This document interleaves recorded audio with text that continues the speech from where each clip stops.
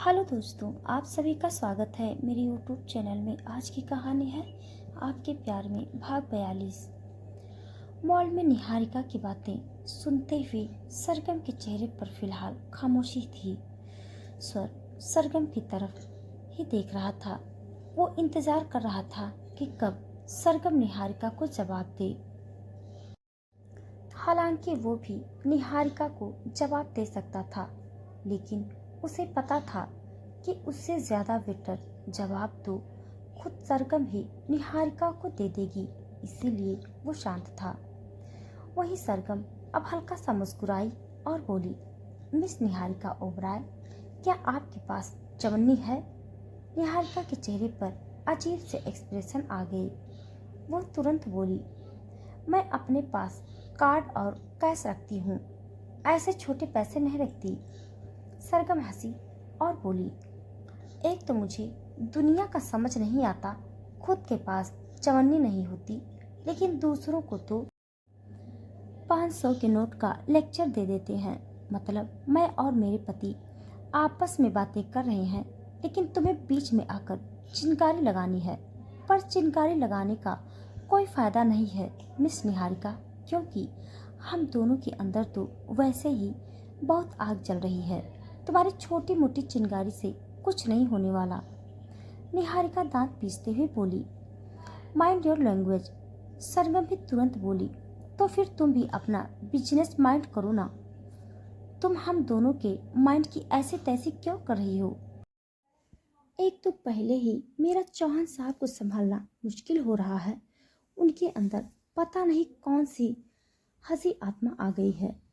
यहाँ पर हम मेरे ब्रा और पैंटी लेने आए, लेकिन देखो कैसे ही इन्हें अब यहाँ पर भी रोमांस करना है। बोल रहे हैं कि फार्म हाउस चलो, और अगर हम फार्म हाउस चले गए तो तुम्हें पता है कितनी आग लगेगी।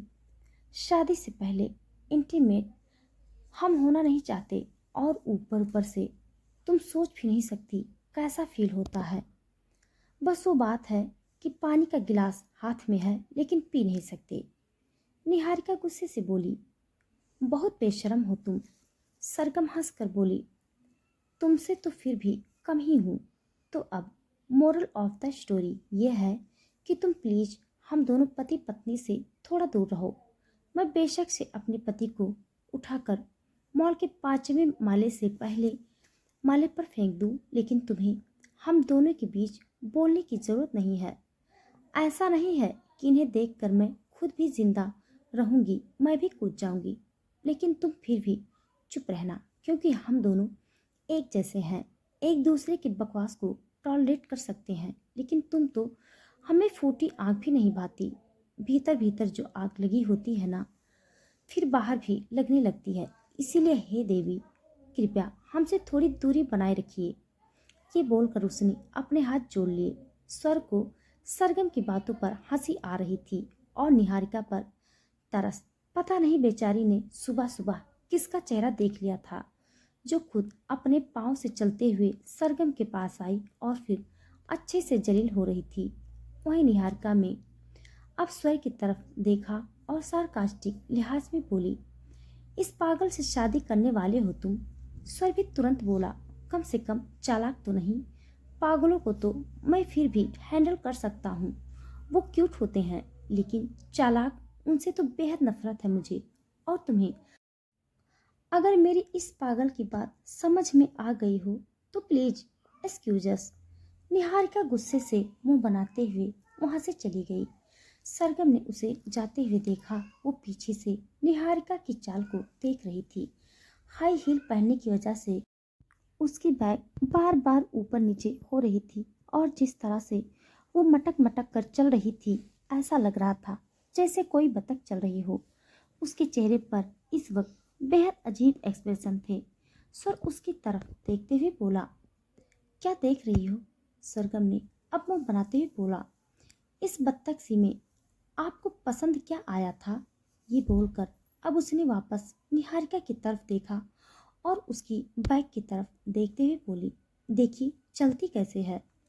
हल्का सा पैर लड़खड़ाया तो ऐसे गिरेगी जैसे कोई लैंडस्लाइड हुआ।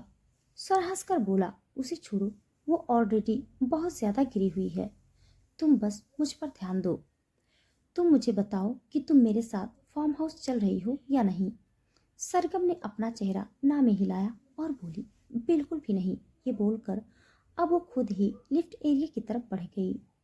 स्वर मुंह बनाते हुए बोला, हे भगवान, मेरी एक विश पूरी कर दे। इसकी जुबान थोड़ी सी छोटी कर दे और इसे ठरकी थोड़ा सा और बना दे। ये बोलकर वो भी सरगम के पीछे पीछे आया। वो दोनों पार्किंग एरिया में आकर गाड़ी में बैठे और चौहान मेंशन के लिए निकल गए। अब तक शाम के लगभग 6-7 बज गए थे। वो दोनों अंदर की तरफ आए। सरगम स्वर की तरफ देखते हुए बोली, मैं अब थोड़ा टाइम धड़कन के साथ बिता लूं, तब तक आप फ्रेश हो जाइए। सर उसकी कलाई कस कर पकड़ते हुए बोला, जब बाहर से आते हैं तो पहले फ्रेश होते हैं। बाहर न जाने कितने बैक्टीरिया होंगे और अगर तुम यूं ही धड़कन के पास जाओगी तो वो सारे बैक्टीरिया उसके पास में चले जाएंगे। इसीलिए आओ पहले हम दोनों एक साथ फ्रेश होते हैं। ये बोलते हुए उसके चेहरे पर नटी स्माइल थी और अब वो सरगम को खींचते हुए ऊपर अपने रूम में ले गया था। सरगम बहुत अच्छी तरह से जानती थी कि कौन से बैक्टीरिया है जो स्वर को परेशान कर रही है। वो नहीं जो सरगम पर होंगे, बल्कि वो जो खुद उसके अंदर थे और उन्हें रोमांस का एंटीडोज चाहिए था। जब वो दोनों रूम में आए तो स्वर अब सीधा उसे वॉशरूम में ले गया। तकरीबन 15-20 मिनट वो दोनों वॉशरूम में रहे और अब वहाँ पर पानी की बूंदों के साथ साथ सरगम की सांसों का शोर भी गूंज रहा था, क्योंकि स्वर लगातार उसकी गर्दन और उसके सीने को चूम रहा था। वो कभी उसके होठों का कचुम्बर बनाता तो कभी उसके सीने पर अपनी लब बाँच देता। सरगम का पूरा सीना उसने अच्छे से लाल कर दिया था। जब सरगम खुद पर टॉवल लपेटकर वॉशरूम से बाहर निकली तो उसके सीने पर वो रेडनेस अच्छे से दिखाई दे रही थी। जब वो आईने के सामने आकर खड़ी हुई और अपने बालों में अपना हाथ चलाने लगी तो उसकी नज़र अपने सीने पर गई और एक नज़र खुद को देखकर अब उसने स्वर की तरफ अपनी नज़रें घुमाई, जो अभी भी वॉशरूम से बाहर निकला था। उसकी घूरती हुई नज़र खुद पर महसूस कर स्वर तुरंत बोला, अब मैंने क्या किया? सरगम उसकी तरफ घूमी और अपने सीने पर अपना हाथ रखकर बोली, ये किया। स्वर मुस्कुराया और बोला, लेफ्ट साइड पर थोड़ा कम है, अगर इजाज़त हो तो अच्छे से कर दूं। सरगम ने गहरी सांस ली और बोली, आपका कुछ नहीं हो सकता चौहान साहब। मुझे लगता है मुझे अपना इंश्योरेंस कर लेना चाहिए। कब आप मुझे प्यार करते करते मुझे पूरा कच्चा चबा जाएं, कुछ पता नहीं चलेगा। सर उसकी बात पर हंसने लगा। कुछ ही देर में वो दोनों अच्छे से रेडी होकर नीचे आए, जहां सरमिट ने डाइनिंग टेबल पर डिनर लगाना शुरू कर दिया था। धड़कन भी अंबिका के साथ अपने रूम से बाहर आई। सरगम ने अब तुरंत धड़कन को अंबिका से ले लिया था। वो दोपहर से ही उससे मिलने को बेताब हो रही थी, लेकिन स्वर उसे छोड़े तो वो धड़कन के साथ टाइम स्पेंड करे। उसने धड़कन को अपनी गोद में लिया और बोली, आज मम्मा ने आपको बहुत मिस किया और अब मम्मा ने डिसाइड किया है कि आज रात आप मम्मा के साथ ही सोएंगी। जैसे ही उसने कहा, स्वर जो आराम से अपना खाना खा रहा था, अचानक से ही उसका खाना उसके गले में अटक गया और वो जोरों से खांसने लगा। सब उसकी तरफ ही देख रहे थे। सरगम के होठों पर भी दबी दबी मुस्कुराहट थी।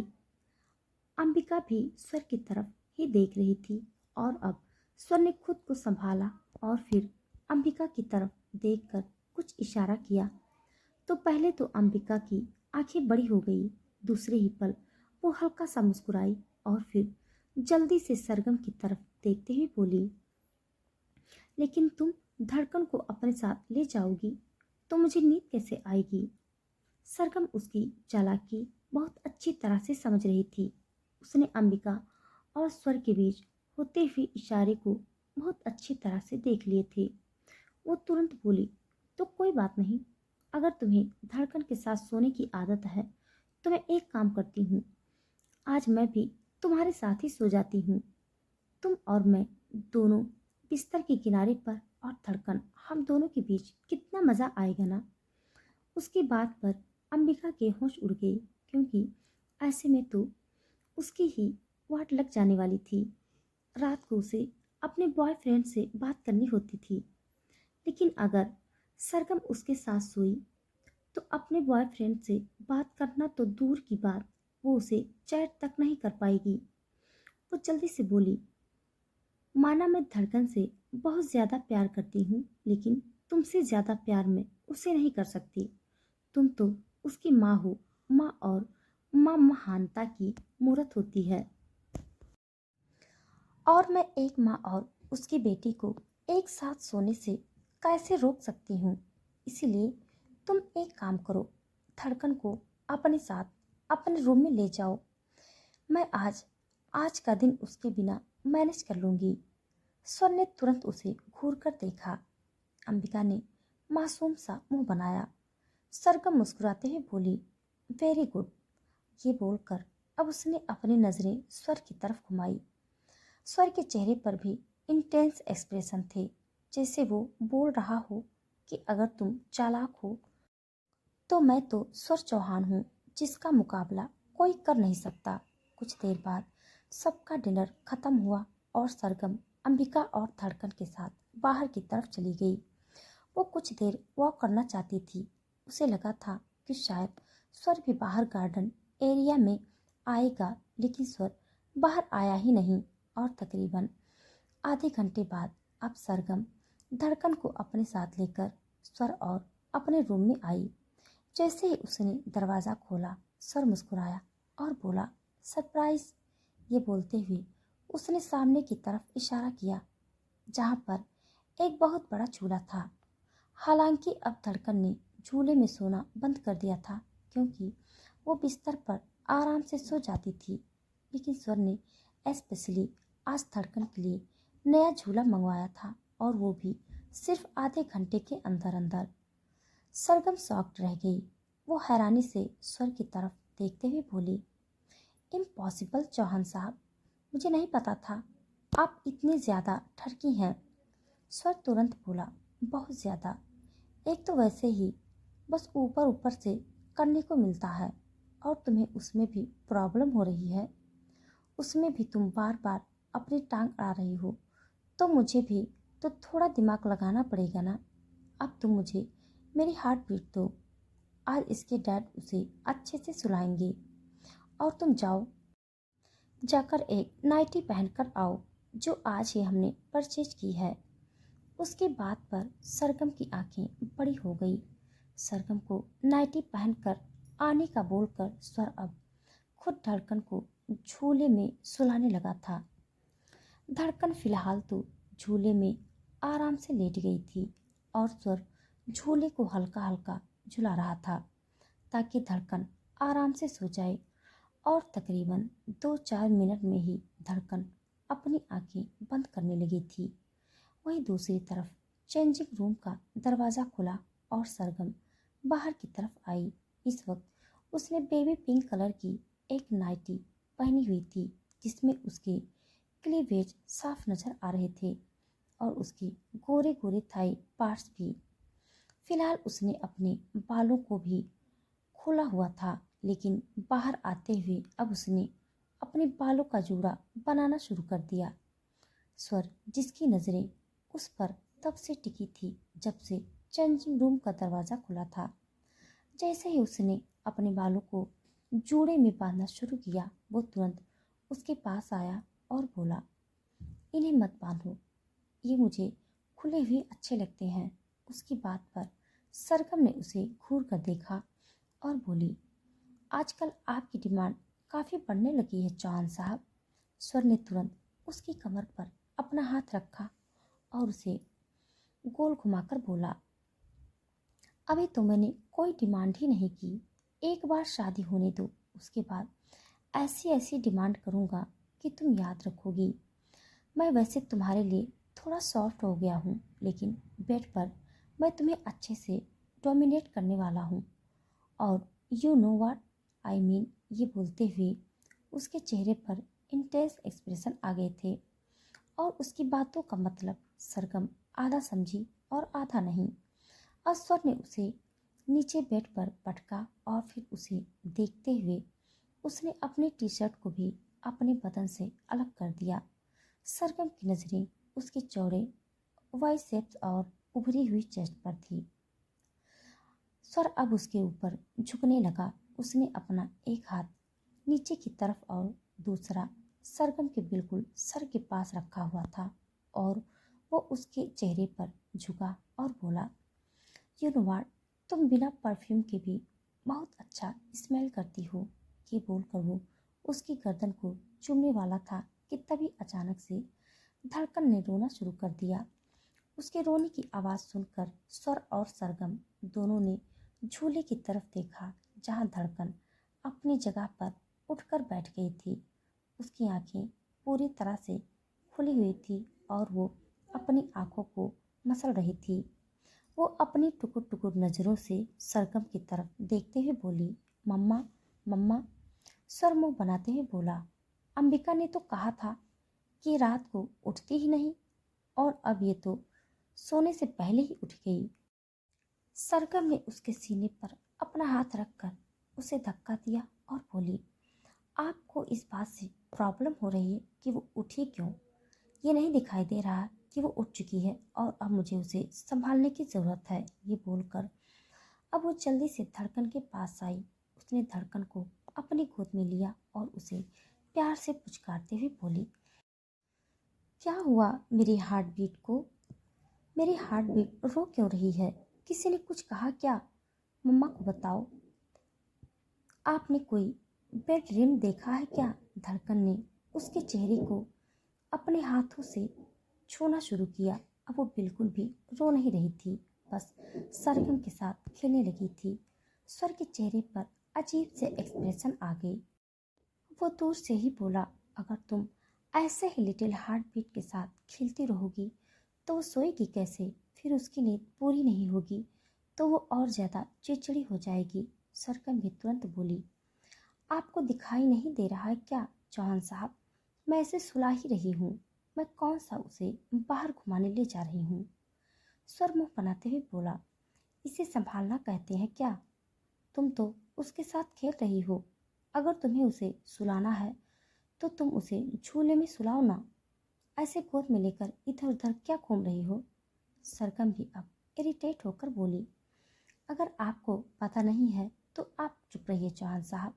बच्चों को झूले में सुलाना ज़रूरी नहीं होता, वो गोद में भी सो सकते हैं।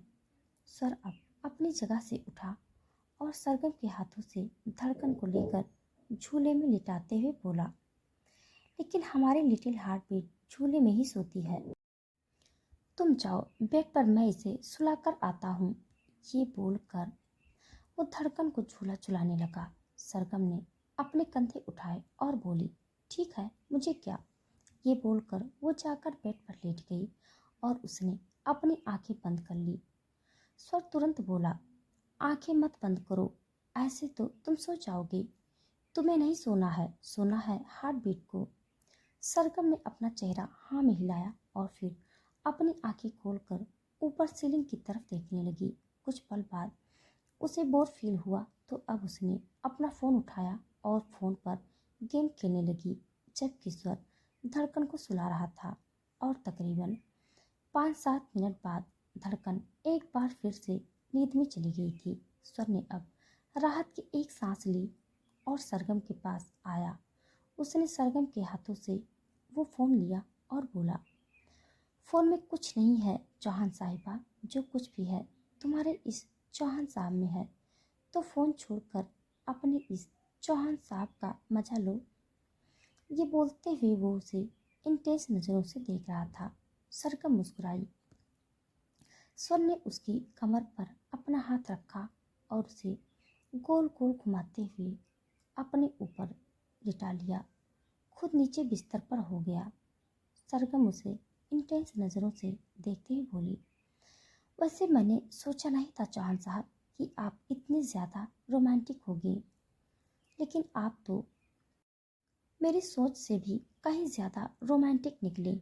स्वर भी मुस्कुराते हुए बोला, अब तारीफ ही करती रहोगी या रोमांस भी करोगी? मुझे किस करो ना हार्टबीट। उसकी बात पर सरगम ने अपने लोअर लिप को हल्का सा अंदर की तरफ दबाया और फिर उसके चेस्ट पर झुककर उसे किस करने लगी। लेकिन अभी उसने अपने लिप्स स्वर के चेस्ट पर रखा ही था कि पीछे से धड़कन एक बार फिर से रोने लगी। वो अपनी जगह पर उठकर बैठी और अपनी आंखों को मलते हुए बोली, मम्मा, मम्मा, बूबू। उसकी आवाज़ सुनकर सरगम तुरंत स्वर के ऊपर से उठी। स्वर ने उसका हाथ पकड़कर उसे रोका और बोला, 2 मिनट वेट करते हैं ना, क्या पता वो अपने आप ही सो जाए। सरगम गुस्से से बोली, कैसी बातें कर रहे हैं आप चौहान साहब? वो बूबू मांग रही है और आप हैं कि उसके सोने की बात कर रहे हैं। जब तक उसे बूबू नहीं मिलेगा तब तक वो सोएगी कैसे? आप जल्दी से मेरा हाथ छोड़िए ताकि मैं कपड़े चेंज करूं और उसका बूबू लेने नीचे जाऊं। स्वर उसकी बात सुनकर अब परेशानी में पड़ गया। वो सरगम को कपड़े चेंज बिल्कुल नहीं करवाना चाहता था। अगर बाद में उसने नाइटी पहनने से इनकार कर दिया, इसीलिए वो झट से बोला, एक काम करो, तुम रहने दो, उसका बूबू लेने मैं जाता हूँ, बस 2 मिनट में ले आऊँगा। सरगम तुरंत बोली, लेकिन आपको उसकी बात पूरी होती उससे पहले ही स्वर बोला, मैंने कहा ना मैं ले आऊँगा, मुझे उसका बूबू बनाना बहुत अच्छी तरह से आता है। ये बोलकर अब वो अपनी जगह से उठा और अपनी टी शर्ट पहनकर रूम से बाहर चला गया। सरगम को अब उस पर हंसी आई। कहाँ उसने रोमांटिक मूड बना रखा था और कहाँ अब वो बेचारा बूबू लेने किचन में जा रहा था। सरगम भी अब धड़कन को संभालने लगी। वो धड़कन को झूले में न लिटाकर अब अपने साथ बेड पर ले गई थी। उसने उसे बिल्कुल अपने बगल में लिटाया और उसके साथ खेलने लगी। वो उसके होठों को हल्का हल्का दबा रही थी और साथ ही साथ बालों को भी सहला रही थी। वो कभी उसके पेट पर अपनी उंगलियां चलाती तो कभी उसकी नाक को खींचती। वहीं दूसरी तरफ स्वर किचन में आकर फंस चुका था। न तो उसे धड़कन की बोतल मिल रही थी और ना ही उसे पता था कि दूध में चीनी डालनी है या नहीं। पर बच्चे बिना चीनी के दूध कैसे ही पिएंगे, ये सोचकर उसने 1 चम्मच चीनी दूध में डाली और फिर तकरीबन 10 मिनट में दूध लेकर वो वापस रूम में पहुंचा तो देखा कि सरगम के साथ साथ धड़कन भी बेड पर सोई हुई है और दोनों की आंखें बंद है।